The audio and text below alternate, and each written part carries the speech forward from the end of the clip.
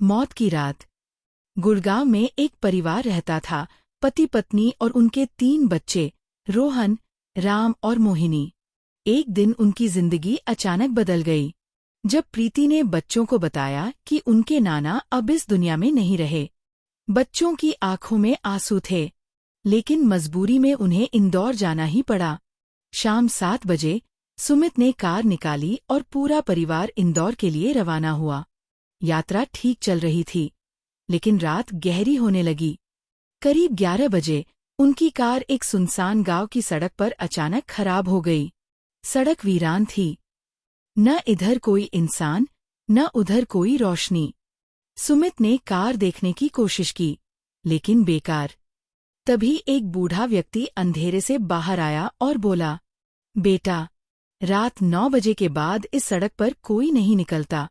यहाँ छलावा दिखाई देता है। सुमित और प्रीति घबरा गए, लेकिन बच्चों को लेकर बूढ़े के साथ उसके पुराने घर की ओर चल पड़े। रास्ते में अचानक कुत्तों का झुंड उन पर टूट पड़ा। भौंकते, गुर्राते कुत्ते उन्हें घेरे हुए थे। मोहिनी डरते हुए बोली, पापा, कहते हैं रात को कुत्ते भूतों पर भौंकते हैं, है ना? सुमित ने बच्चों को संभाला और बूढ़ा उन्हें किसी तरह अपने घर के अंदर ले आया। घर पुराना था, टूटी दीवारें और सड़ांध से भरा। बच्चे कांप रहे थे। रात गहराती गई। तभी राम को बाहर कुछ हलचल सुनाई दी। वह धीरे से दरवाजा खोलकर बाहर गया, और जो उसने देखा उसकी चीख भी गुम हो गई। बाहर कुत्तों का झुंड किसी इंसान के मांस पर झपट रहा था। राम डरते डरते पास गया, लेकिन तभी पीछे से कुत्तों ने उसकी गर्दन दबोच ली। राम दर्द से चिल्लाया और फिर अंधेरे में हमेशा के लिए खो गया। घर के अंदर प्रीति चीख पड़ी, सुमित, राम कहाँ है? बूढ़ा धीरे से बोला, बेटा, लगता है वह बाहर चला गया था और अब छलावे का शिकार हो चुका है। सुमित गुस्से और डर में बाहर भागा, लेकिन अचानक एक ट्रक तेजी से आया और उसे कुचलकर चला गया। घर के अंदर मोहिनी खिड़की से देख रही थी।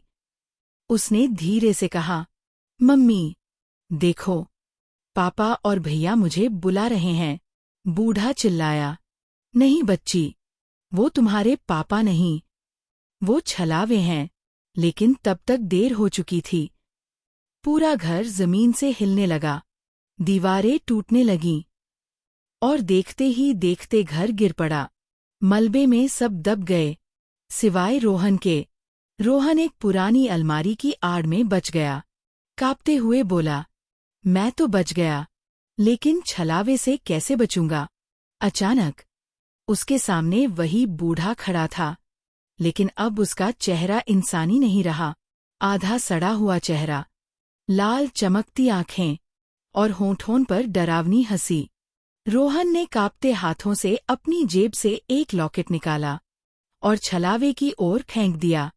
छलावा चीखता हुआ जमीन पर गिरा और एक खूल में बदल गया।